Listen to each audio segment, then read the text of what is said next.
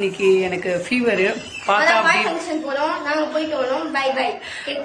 Fever. ஆனாலும் என்ன பண்றது, இந்த இதுவை வந்து நம்ம தவற விட முடியாது. ஊசி கூட 2 போட்டுக்கலாம். ஆனா பாய் ஃபங்க்ஷன் நம்ம மிஸ் பண்ணோம், இதுக்கப்புறம் கிடையாது.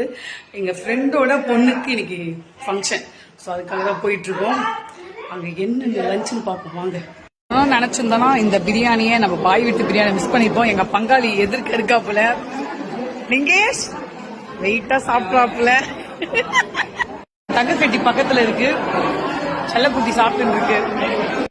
போன உடனே ஜுரத்துக்கு ஒரு ஊசி, பிரியாணி சாப்பிட்டதுக்கு ஒரு ஊசி போட்டே ஆகணும், அவ்வளவுதான்.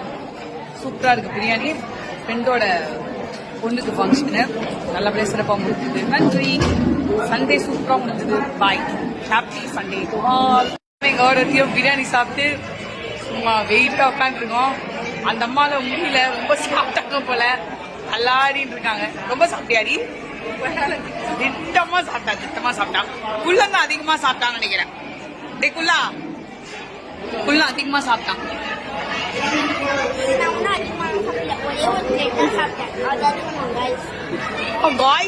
காய்ஸ் அதிகமா காய்ஸ், அது கம்மி காய்ஸ்.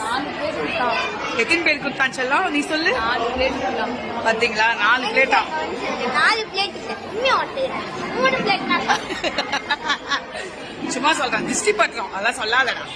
ஓகே, ஏதோ நல்லபடியா பாய் வீட்டு கல்யாணத்தை பாய் வீட்டு ஃபங்க்ஷன் முடிச்சிட்டோம்.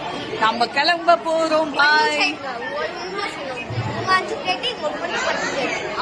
அவங்க நம்ப மாட்டாங்க. நம்புவீங்களா? என்ன நம்புவீங்களா? ஆஹா, உங்களை நம்ப மாட்டாங்க, என்னதான் நம்புவாங்க.